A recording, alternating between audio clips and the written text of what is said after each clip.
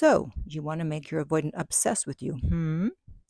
You want them to constantly think about you, wonder about you, text you, chase you, afraid to lose you. Okay. But first, I want to make something clear.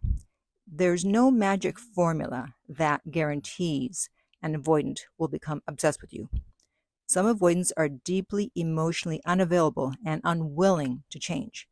But there are certain dynamics that consistently make avoidants lean in harder.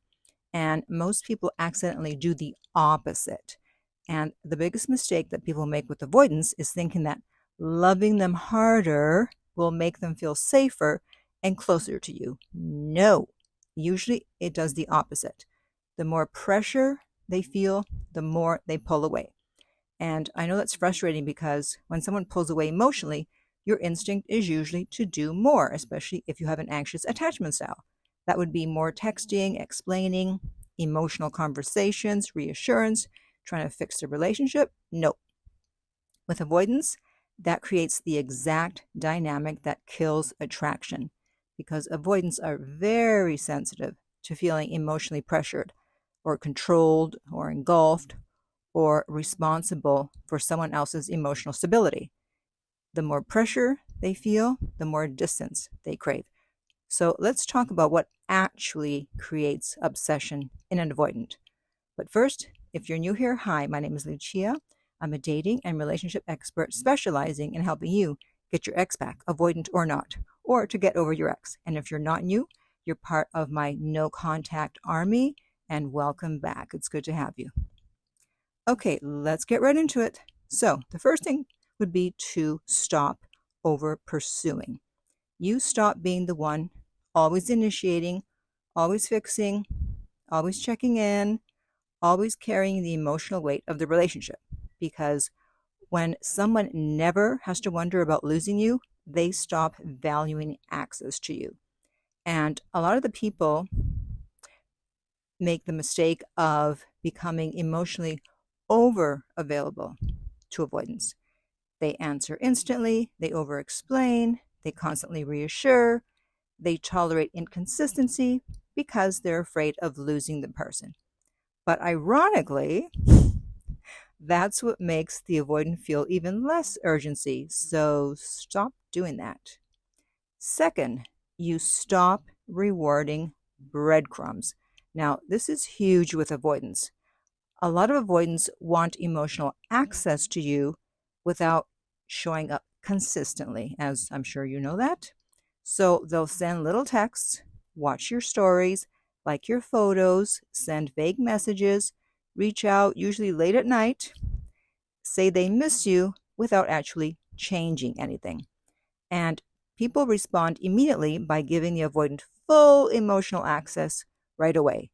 That destroys the tension. If someone disappears for 2 weeks and comes back with, "Hey, stranger," and you instantly melt emotionally, nothing is ever going to change. The avoidant learns that they can disappear, give minimal effort, and still keep complete access to you. You become their little doormat. So if you want help with that, I do offer private coaching, and you can contact me at theartoflove.net/coaching, and we will send you the rates. They are not on the website, and the direct link to that is underneath every single video and podcast episode. Third, you rebuild your own life. Avoidants are very attracted to people who feel emotionally self-contained. What does that mean? That means people with confidence, momentum, purpose, direction, a life, a full life outside the relationship. The more your emotional world revolves around the avoidant, the heavier the relationship starts feeling to them. But when your energy shifts back towards your own life, something changes. Now they start feeling your absence instead of your pursuit. And this leads into something that almost every avoidant reacts to strongly. Authentic unavailability. Not fake unavailability. Not waiting 3 hours to text back because TikTok told you to. Not pretending to move on while secretly obsessing over them. Avoidance can usually feel the difference. Authentic unavailability is when your life genuinely becomes fuller outside the relationship.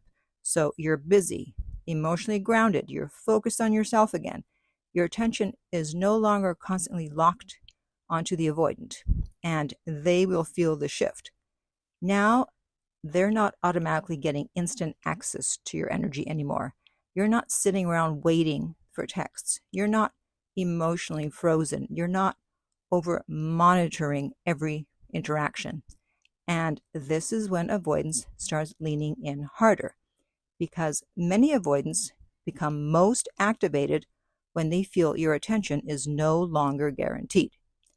That's why people are often shocked when the avoidant suddenly starts texting more, watching every story, acting jealous, trying to reconnect, or becoming more emotionally present after the other person emotionally lets go of it. Because now the avoidant is experiencing uncertainty instead of control, and uncertainty creates emotional tension, especially for someone who's used to controlling the distance in a relationship.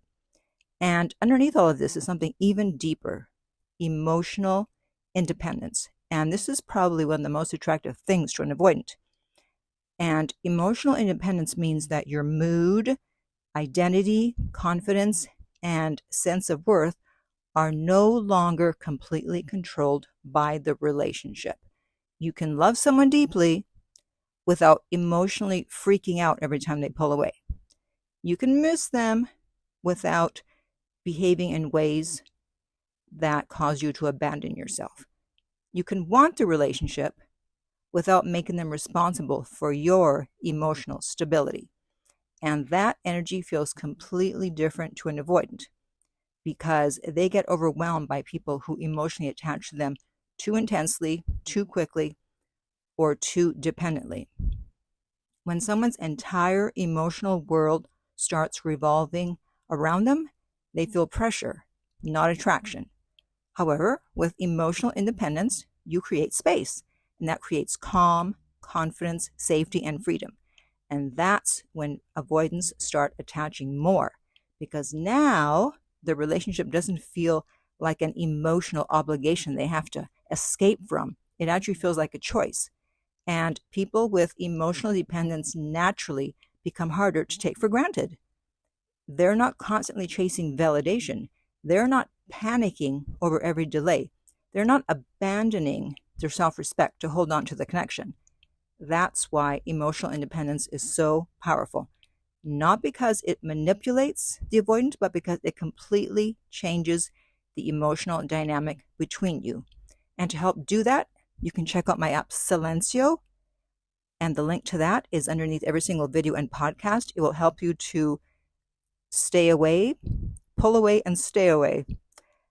And for those of you who are still into the ancient art of reading, I have my book, No Contact Secrets, and that is available at nocontactsecrets.com. And of course, the link to that is also underneath every single video and podcast. Okay, fourth, you become less emotionally reactive. Avoidants are extremely used to provoking anxiety in people. So they expect panic, chasing, long emotional texts, demands for reassurance, arguments over feelings, and emotional spirals.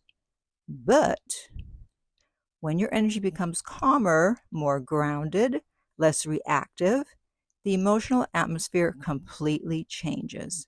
Now suddenly you feel emotionally safer to be around, and that makes the avoidant more emotionally curious about you. Fifth, you stop rushing closure, commitment, and reassurance.